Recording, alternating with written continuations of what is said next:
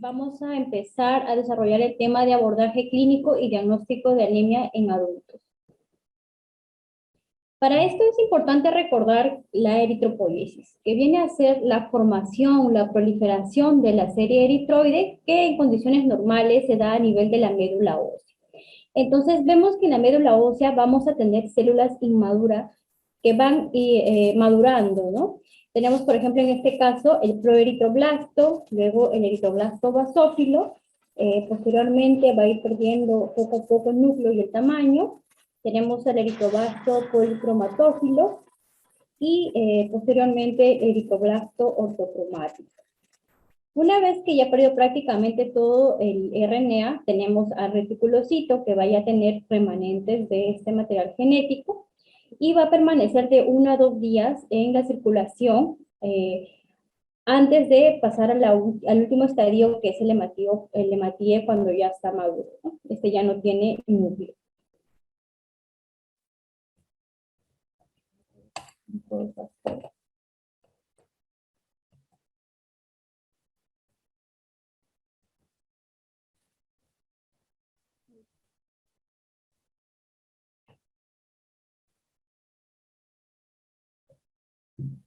Ya. Ya. Entonces, tenemos el eritrocito ya maduro. Este va a ser un disco bicóncavo, el cual va a tener una depresión central y va a estar desprovisto de organelos, y su misión fundamental va a ser transportar y proteger a la hemoglobina para que ésta pueda realizar su función respiratoria. ¿Ok? Entonces, este va a tener una alta capacidad de deformidad, lo cual va a impedir de que este se hemolice con facilidad. Va a estar constituido de una membrana, de enzimas y también de la hemoglobina. Dentro de este hematíe está la hemoglobina, también va a estar lo que es el grupo M.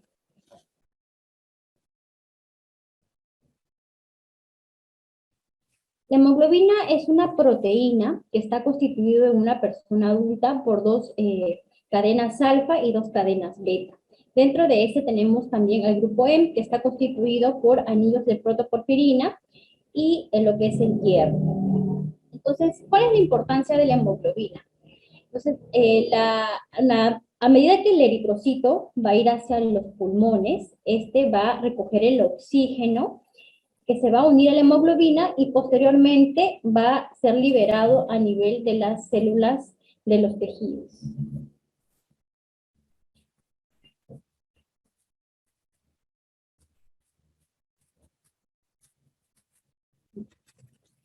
Ahora, ¿qué es la anemia? La anemia es una afección en la que el número de glóbulos rojos o la concentración de hemoglobina va a ser menor de lo normal. Esta es una definición laboratorial. Sin embargo, tenemos que considerar que hay otros estados patológicos, por ejemplo, en una insuficiencia cardíaca también se puede considerar una anemia, pero en este caso sería funcional.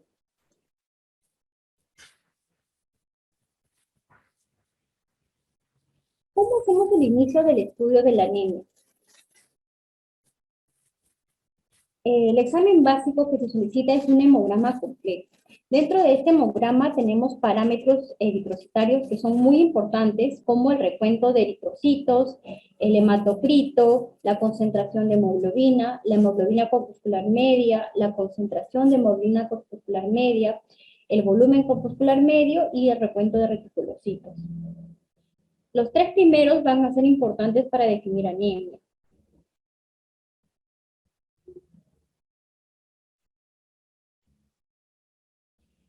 El recuento de eritrocitos nos va a indicar la cantidad de eritrocitos en sangre periférica por unidad de volumen, microlitros, milímetros cúbicos o litros. Los valores de referencia en hombres es de 4.5 millones a 5.5 millones y en mujeres de 4 millones a 5 millones. Vemos que esto también va a variar según la edad y según el sexo.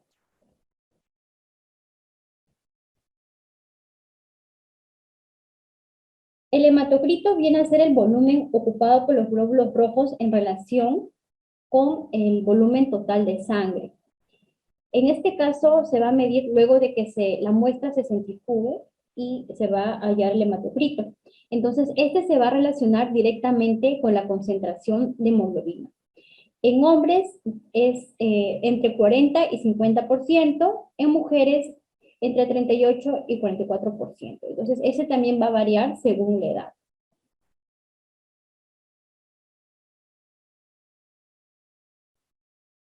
La hemoglobina. En el caso de la hemoglobina, los eritrocitos van a contener no solamente esta, sino también la oxihemoglobina, la carboxihemoglobina, la hematohemoglobina, la metahemoglobina, perdón.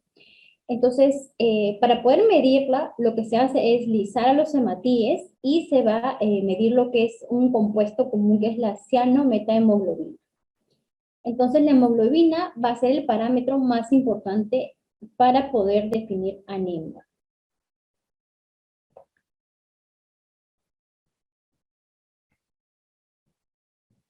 Tenemos que tener en cuenta algunas consideraciones que puede hacer que mis valores de hemoglobina, hematocrito o recuento de eritrocitos varíen.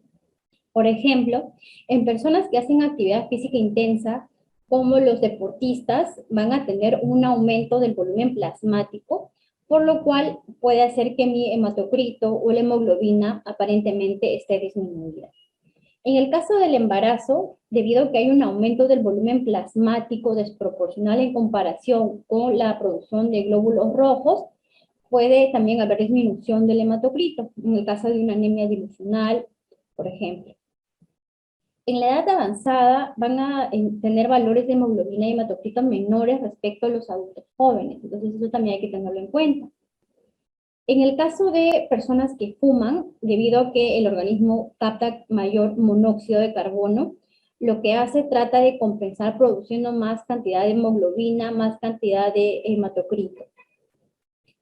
Tenemos, por ejemplo, en casos de hemoconcentración, pacientes que están con náuseas, vómitos o diarreas intensas y se deshidratan. Esto va a hacer que aparentemente el hematocrito esté aumentado.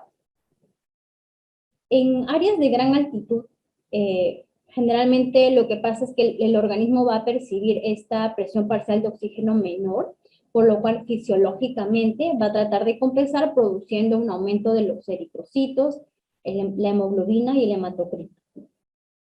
En el caso de la talasemia, va a producir una anemia, pero paradójicamente vamos a tener un recuento de eritrocitos alto.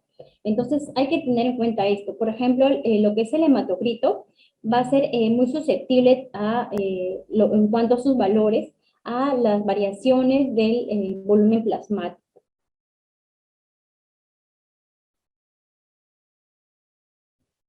Entonces, la OMS y la norma técnica sobre la prevención y tratamiento de anemia dada por el MINSA nos da determinados valores para poder definir anemia. Por ejemplo, en varones de 15 a más años se considera anemia cuando la hemoglobina es menor a 13. En caso de mujeres no gestantes de 15 años a más, cuando la hemoglobina es menor a 12. Por ejemplo, mujeres gestantes, las que están en el primer y tercer trimestre, cuando la hemoglobina es menor a 11, y en el segundo trimestre, cuando la hemoglobina es menor a 10.5. En la puérpera, cuando la hemoglobina es menor a 12. Entonces, vemos que también los valores van a depender de la edad, si es varón, si es mujer, del estado fisiológico. Por ejemplo, en niños también esto varía según la edad.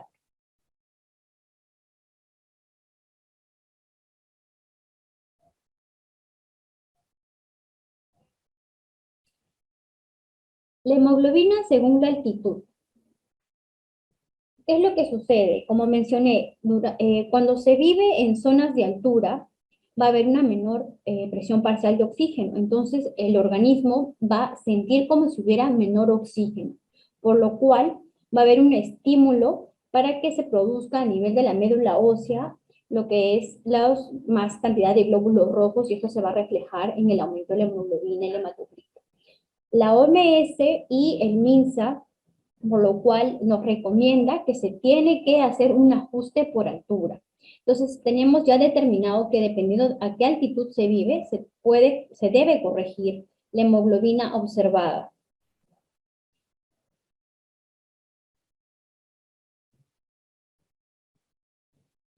En cuanto al ajuste por altura, por ejemplo, tenemos una persona que vive a 3.052 metros sobre el nivel del mar. La hemoglobina ajustada es igual a hemoglobina observada menos hemoglobina, bueno, el ajuste por altura, ¿no? Entonces, el registro de hemoglobina es, por ejemplo, 15 y la altitud a 3.052 metros sobre el nivel del mar va a equivaler a 1.9 de ajuste por altura. Entonces, se hace la resta y la hemoglobina real sería en 13.1.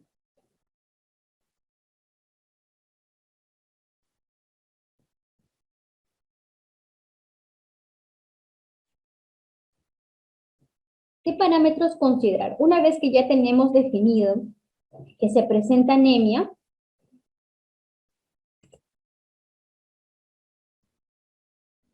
tenemos que considerar dentro del hemograma, por ejemplo, los índices de Windrow, que son básicamente tres, el volumen corpuscular medio, que viene a ser el promedio del volumen de cada eritrocito. Es decir, es el tamaño de los eritrocitos expresados en pentolitros. Este va entre, su valor normal es entre 80 a 96. Si es menor, nos va a ayudar a determinar que es una anemia, por ejemplo, microcítica, si está entre 80 a 96, normocítica, y si es mayor a 96, macrocítica.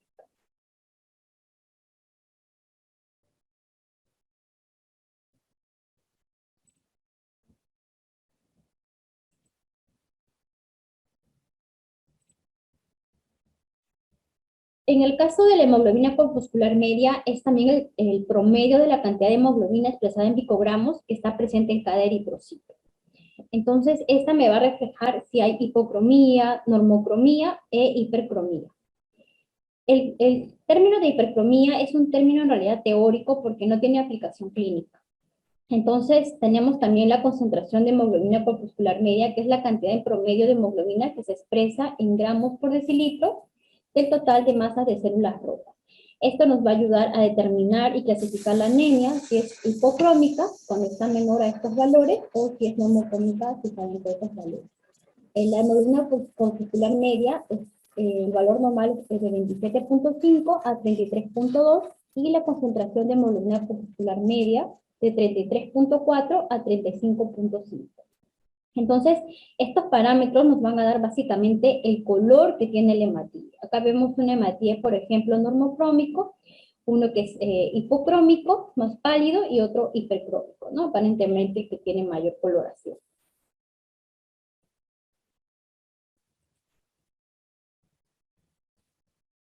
Una vez que ya hemos analizado lo que son esos parámetros del hemograma, también tenemos que complementar el estudio de las anemias con la lámina periférica. Es muy importante porque nos puede orientar a ciertos diagnósticos. Por ejemplo, tenemos los microcitos, quiere decir que estos hematíes van a ser más pequeños que un hematíe normal. Los podemos tener en causas, por ejemplo, de microcitosis adquiridas. La más frecuente es la anemia ferropénica. Tenemos también en anemias crónicas, en anemias sideroblásticas adquiridas, en caso de hipertiroidismo. Y dentro de las microcitosis hereditarias tenemos, por ejemplo, la talasemia, las hemoglobinopatías, la anemia falciforme, anemias sideroblásticas hereditarias. En el caso de los, sí nos indica en la lámina que hay macrocitos o megalocitos, o macrobalocitos se refieren a que son hematíes de mayor tamaño que los hematíes normales, y los macrobalocitos que son ovalados y grandes, ¿no? Entonces, ¿en qué casos podemos encontrar macrocitosis? Por ejemplo, cuando hay deficiencia de vitamina B12 o ácido fólico, que es lo más frecuente, en caso de un síndrome mielodisplásico, en enfermedades hepáticas, en anemias hemolíticas autoinmunes, hipotiroidismo, aplasias adquiridas o congénitas. Tenemos, por ejemplo, cuando nos indica que hay esferocitos, vienen a ser hematíes que han perdido esa forma bicóncava y van a ser esféricas y van a aparentemente tener mayor color, no van a ser hipercrómicos. Lo podemos encontrar en esferocitosis hereditaria, en anemias hemolíticas tanto congénitas como adquiridas, en pacientes post-flectomizados, en sepsis, quemaduras o en casos de hiperestrenismo. Otro parámetro importante es el ancho de distribución de los eritrocitos, o conocido como ADE o RDW o Red Cell Distribution Width o índice de anisocitosis. Entonces, este es un coeficiente de variación del tamaño de los eritrocitos que se va a expresar en porcentaje. El valor normal es entre 11.5 y 14.5. Por ejemplo, vemos que acá tenemos una muestra de hematíes que tiene un RDB doble normal. Quiere decir que mis hematíes van a ser prácticamente del mismo tamaño o muy similar. Es una muestra homogénea. Cuando hay deficiencias nutricionales, procesos inflamatorios, el envejecimiento, el estrés oxidativo o una enfermedad renal, va a ser que estos hematíes varíen de tamaño, por lo cual el RDB doble va a estar aumentado. Quiere decir que mi muestra va a ser más heterogénea y esto indica que hay anisocitosis.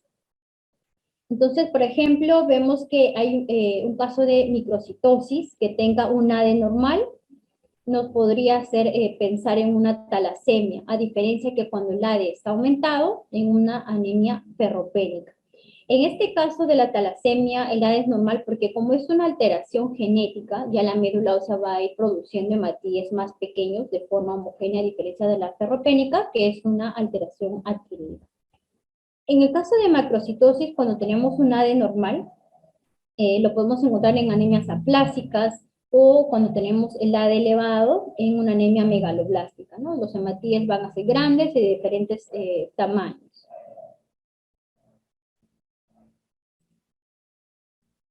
El recuento de reticulocitos también es muy importante. Los reticulocitos, la cantidad que nos dé de reticulocitos, nos va a indicar en sangre la tasa de producción de eritrocitos en la médula ósea. Nos ayuda para clasificar la anemia en A regenerativa y en regenerativa. Nos sirve también para poder monitorizar la respuesta a ciertos tratamientos de determinadas anemias. El valor de reticulocitos va de 0.5 a 2.5. Ahora, este valor es en condiciones normales, pero cuando hay anemia siempre se tiene que corregir los reticulocitos. La corrección se hace en cuanto al recuento de reticulocitos porcentual por el hematocrito que se observa entre 45 en el caso de los hombres y en el caso de las mujeres entre 40. Entonces, recordemos que los reticulocitos son hematíes que tienen todavía remanentes de RNA, que son un paso a que ya posteriormente se madure.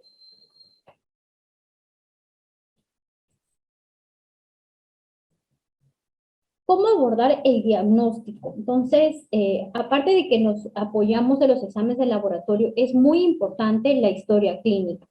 Tenemos que tener en cuenta las consideraciones médicas del paciente, qué medicamentos está consumiendo, si hay algún antecedente familiar, ¿no? Para un tipo específico de anemia, si hay alguna causa de anemia adquirida evidente, por ejemplo, en pacientes que sean vegetarianos o que refieran que han tenido sangrados gastrointestinales, por ejemplo, que refieran melenas o digan que tengan menstruaciones abundantes.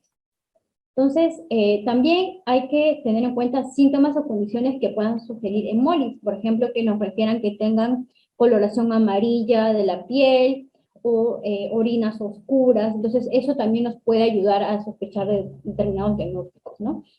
Tener síntomas o hallazgos que sugieran enfermedad renal hepática o hiperesplenismo. En cuanto a los fármacos a considerar, tenemos, por ejemplo, si hay consumo de aspirina o de algún AINE, glucocorticoides, esto puede lesionar la mucosa gástrica, más aún en adultos mayores. Entonces, puede causar pérdidas crónicas a nivel del tracto gastrointestinal y podemos sospechar de una deficiencia de hierro. En el caso de inhibidores de la bomba de protones o bloqueadores de los receptores H2 o el uso de antiácidos, esto puede causar que no se absorba adecuadamente la vitamina B12 y generar una deficiencia de vitamina B12.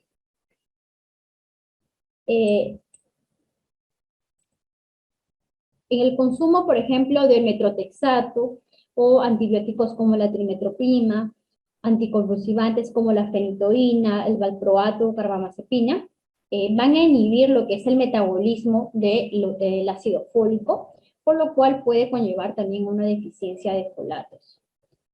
En el caso del uso de antibióticos como la primaquina o medicamentos antineoplásicos pueden generar por diversos mecanismos inmunes u otros hemólisis, y en el uso de hidroxiuria o agentes de quimioterapia, isoniazida, cloralfenicol, puede generar un deterioro de la función de la médula por daño directo.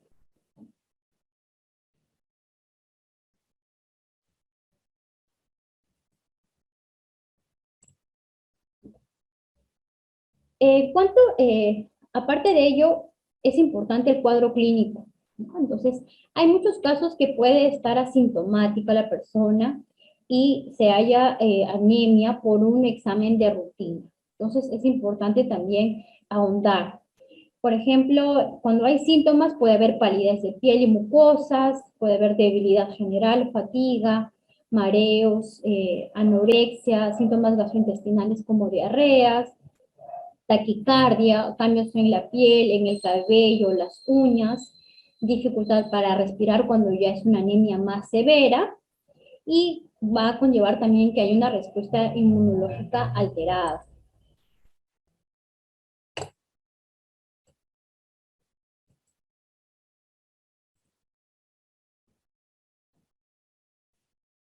Al examen físico podemos observar coiloniquia, que es el aplanamiento de las uñas,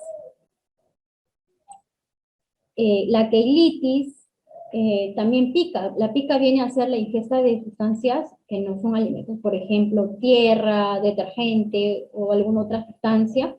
La pagofagia, que es consumir hielo, y podemos observar también escleras azules en los tumores. Entonces, la pica y la pagofagia me orientan más a una anemia por deficiencia de hierro.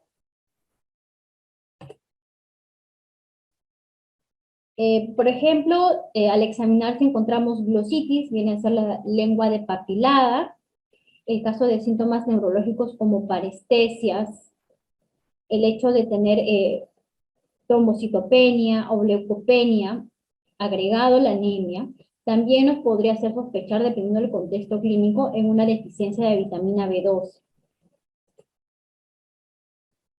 En el caso de tener, por ejemplo, ictericia, también orinas oscuras, hepatosplenomegalia, nos orienta a una anemia hemolítica. Ahora, la presentación clínica es importante. Por ejemplo, cuando hay pérdidas agudas de sangre, si se identifica, es importante identificar el área del sangrado para poder tratar de corregirlo. Por ejemplo, en una hemorragia digestiva, a veces como es un sangrado agudo y conlleva una anemia severa, se tiene que incluso transfundir sangre, ¿no?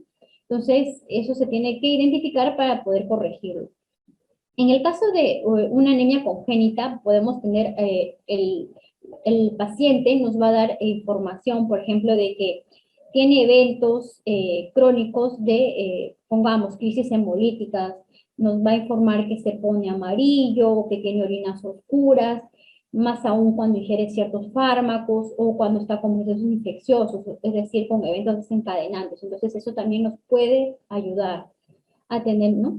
Entonces, por ejemplo, en el caso de antecedentes familiares de anemia, generalmente son familiares directos, puede ser padres o hermanos con alguna enfermedad de anemia, ¿no? Hereditaria. En el caso de las mujeres premenopáusicas, es importante conocer el régimen catamenial, ¿no? Decirnos cuántos días dura la menstruación, cuánto es el flujo durante la menstruación, también las gestaciones o abortos que ha tenido, ¿no? Porque eso nos puede ayudar a identificar la anemia que es más frecuente en este caso, como es la anemia ferropénica.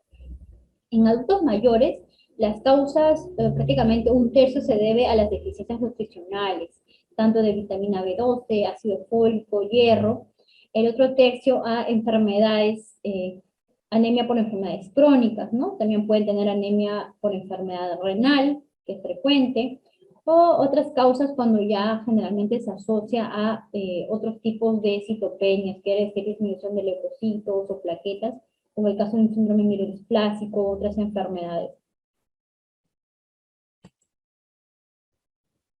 En caso, hay que indagar también el caso de mala absorción, por ejemplo, y pacientes gastroentomizados, entonces ya no van a tener, por ejemplo, no van a poder absorber adecuadamente la vitamina B12 o hierro, dependiendo del área donde se ha hecho la resección, y esto puede conllevar anemia. En el caso de desnutrición, por ejemplo, anorexia, ¿no? También los puede conllevar anemia. Ahora, hay que tener en cuenta las enfermedades sistémicas subyacentes, por ejemplo, el cáncer, o la enfermedad renal crónica, condiciones reumatológicas como el lupus, artritis reumatoide, hipotiroidismo, infecciones. Entonces, eso nos puede conllevar a una anemia por enfermedad crónica.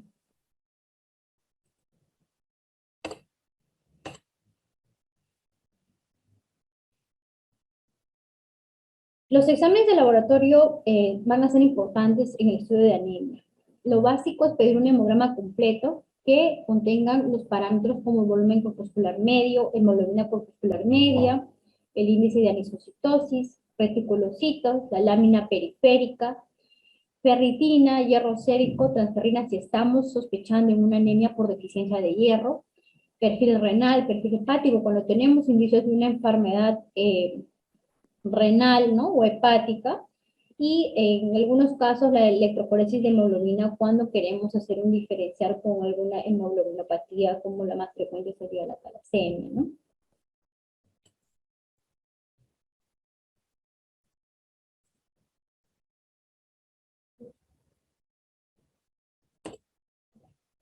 Entonces, tenemos anemia con un volumen corpuscular medio menor a 80. Es una anemia microcítica.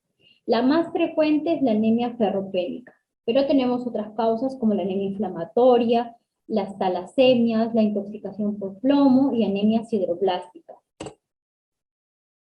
En el caso de la anemia ferropénica, una vez que ya tenemos el hemograma con otros parámetros, complementamos con la lámina periférica. La lámina periférica típicamente se va a encontrar microcitosis, hipocromía y anisopoiquilocitosis. Microcitosis quiere decir que los hematíes van a ser más pequeños de lo normal. Va a haber hipocromía, quiere decir que hay palidez central. La palidez generalmente de una hematía normal es hasta un tercio de su tamaño. Entonces, en este caso vemos que ocupa más de un tercio del centro, ¿no?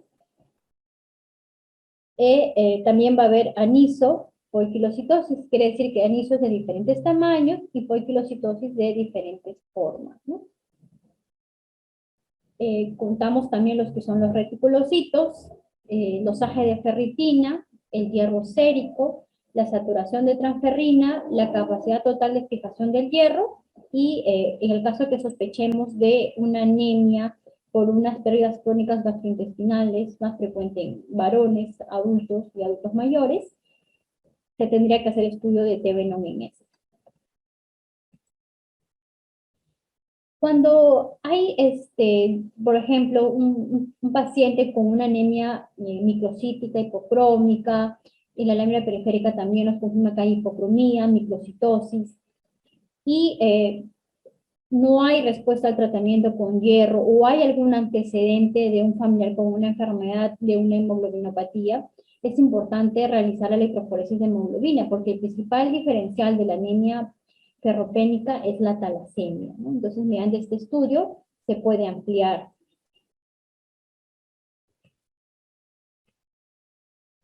Cuando tengamos anemia con volumen corpuscular medio mayor a 100, es decir, una anemia macrocítica, es más frecuente una anemia megaloblástica, es decir, por deficiencia de vitamina B12, ácido fólico, en hepatopatías crónicas, en caso de hipotiroidismo, mielodisplasias, aplasia medular, reticulocitosis. ¿Por qué? Porque los reticulocitos son de mayor tamaño que los hematíes normales o maduros.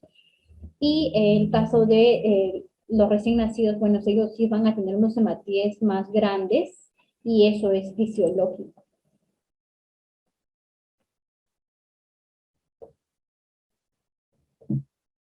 En el caso de la, en el caso de la anemia megaloblástica, una vez que tenemos el hemograma, la lámina periférica también nos ayuda bastante. Vemos que hay macrocitosis, o sea, los hematíes van a ser de mayor tamaño que lo normal, y es típico encontrar neutrófilos hipersegmentados. Quiere decir que va a tener de 5 a más lóbulos, ¿no? Y también encontramos anisopoiquilocitosis. Ahora, esto no es patognomónico, pero sí nos ayuda a orientarnos al diagnóstico. Le hacemos un dosaje de vitamina B12, ácido fólico, si estas salen normales, podemos hacer el dosaje del ácido metilmalónico, dosaje de reticulocitos. Cuando estamos sospechando en una anemia, por ejemplo, megaloblástica por una anemia perniciosa, ya se solicita lo que son los anticuerpos anticélulas parietales y antifactor intrínseco.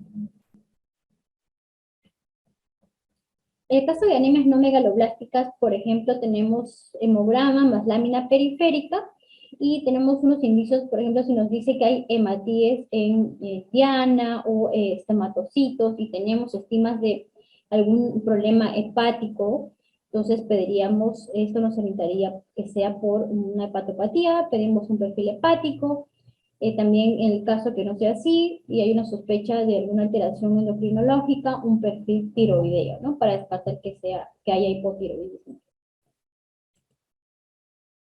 El volumen corpuscular medio cuando está entre 80 a 100 es una anemia normocítica. La más frecuente es la anemia inflamatoria. Tenemos la anemia por enfermedad renal, la anemia plástica, anemia hemolítica, la mieloptisis y las deficiencias nutricionales cuando están empezando recién.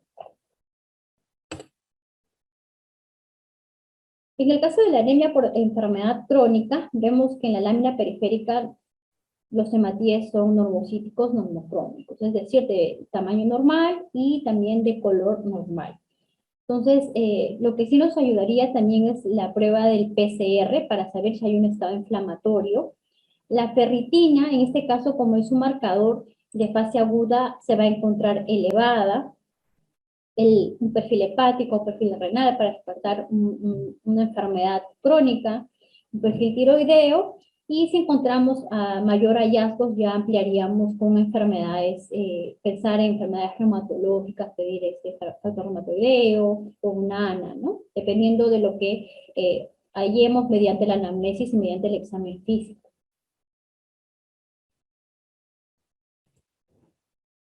Los reticulocitos, por ejemplo, cuando estén aumentados, esta se puede ver cuando hay... me falta 20 minutos. En el caso de los reticulocitos, cuando estos están aumentados, se puede deber a anemias hemolíticas, tanto corpusculares, quiere decir porque es un defecto del mismo hematíe, defectos de membrana o alteraciones enzimáticas o hemoglobinopatías. Y extracorpusculares cuando son agentes externos al hematíe que generan que estos se lisen, ¿no? Por ejemplo, cuando hay autoanticuerpos que se adosan a ellos y lo destruyan, o cuando hay parásitos dentro del hematíe y que haga también que estos se destruyan. En el caso de reticulocitos normales o disminuidos, lo encontramos en deficiencias nutricionales, como la deficiencia de hierro, de vitamina B12, ácido fólico, en infecciones o inflamaciones crónicas, o en enfermedades crónicas, o cuando hay una invasión medular, por ejemplo, en una mieloptisis o en mielofibrosis, en otras enfermedades cuando están afectando la médula. Tenemos unos algoritmos acá como resumen. Por ejemplo, a ver, ya. El caso de la anemia microcítica, hacemos un dosaje de reticulocitos. Si esta está bajo y encontramos que hay el hierro sérico, la capacidad de unión del hierro disminuido, la capacidad de unión de hierro aumentado, la ferritina disminuida, es una anemia por deficiencia de hierro. En el caso de que tengamos reticulocitos normales y el hierro sérico disminuido, la capacidad de unión del hierro normal o disminuido, la ferritina alta o normal, tenemos que pensar si hay una enfermedad inflamatoria o crónica de fondo.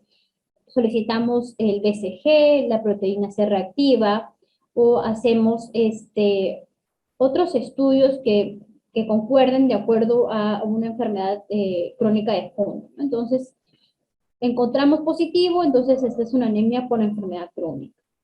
En el caso de que los reticulocitos también estén normales y tengamos el hierro sérico normal, la ferritina normal, la capacidad de unión de hierro normal, y ya tendríamos que sospechar en otras alteraciones y hacer un estudio de una electroforesis de hemoglobina, como el caso de, nos puede dar el diagnóstico de las talasemias o alguna otra hemoglobinopatía.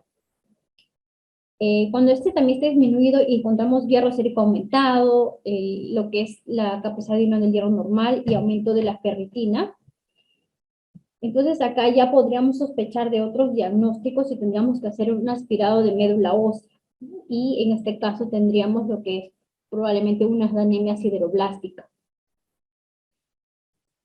Cuando hay incremento de los reticulocitos, tenemos que evaluar la lámina periférica para ver si encontramos alguna anomalía y de acuerdo a eso hacer estudios de anemia hemolítica, ¿no? Por ejemplo, bilirrubinas, en este caso vamos a encontrar bilirrubinas aumentadas a predominio indirecto, el DHL elevado, la aptoglobina disminuida, y obtenemos estudios de, también de la hemoglobina en caso sea necesario cuando estemos pensando, por ejemplo, en una beta-talasemia, ¿no? Homocigota o una eritrocitosis, una anemia hemolítica por eritrocitosis congénita.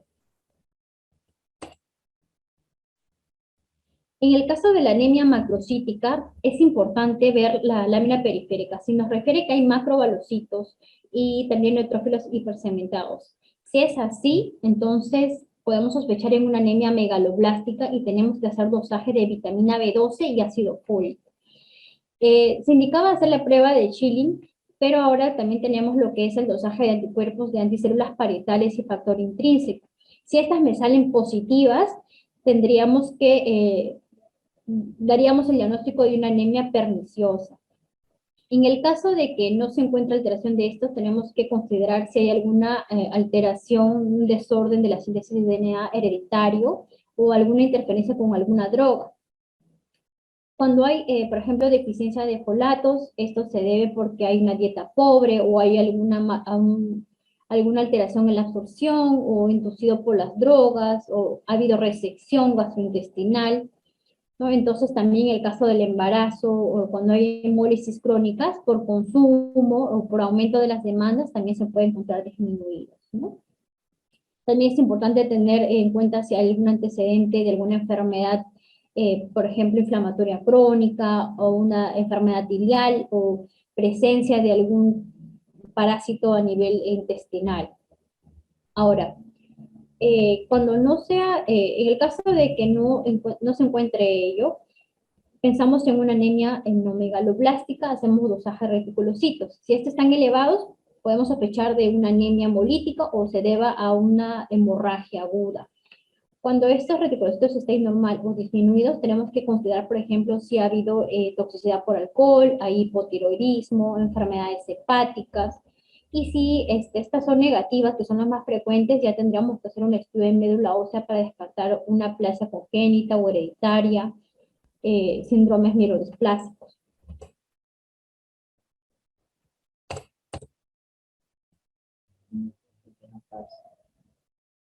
Ya.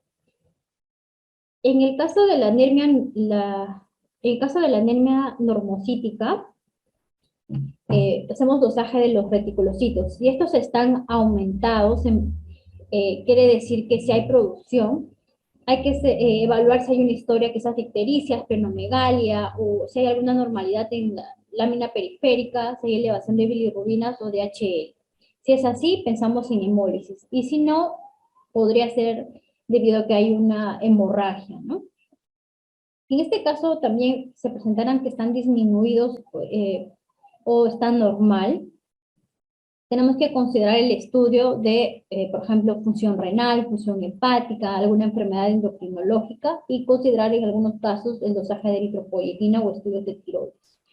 Si alguno de ellos sale positivo, estamos frente a una enfermedad renal, una enfermedad hepática o alguna enfermedad endocrinológica.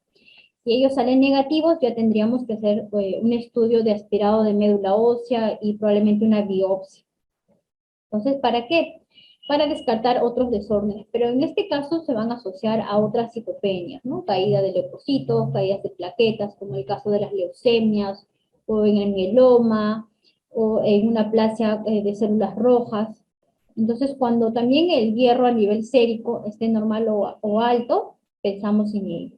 Pero cuando esté bajo, podemos pensar que es una anemia por enfermedad crónica o es una deficiencia de hierro que recién se está iniciando. Interpretemos, por ejemplo, tenemos acá un caso. Una mujer de 21 años sin antecedentes patológicos de interés en un control previo por salud ocupacional se le detecta una anemia. Entonces no presenta otra sintomatología y requiere que sus menstruaciones son regulares cada 28 días y abundantes y de 7 a 10 días de duración. Y como anticonceptivo utiliza un dispositivo intrauterino. Entonces al examen físico leve palidez de piel y mucosas y el resto del examen físico negativo. Le pedimos sus analíticas y vemos que en el hemograma tenemos una hemoglobina en 9.9, está baja, es una anemia moderada. Los glóbulos rojos están en rangos normales, la concentración de hemoglobina corpuscular media disminuida, al igual que el volumen corpuscular medio. Reticulocitos, si los corregimos, salen disminuidos. En lo que es el diferencial de los segmentados, todo el porcentual está bien, no hay ninguna alteración. Y en la lámina periférica nos dice que hay anisocitosis moderada, microcitosis marcada, hipocromía moderada y poiquilocitosis moderada.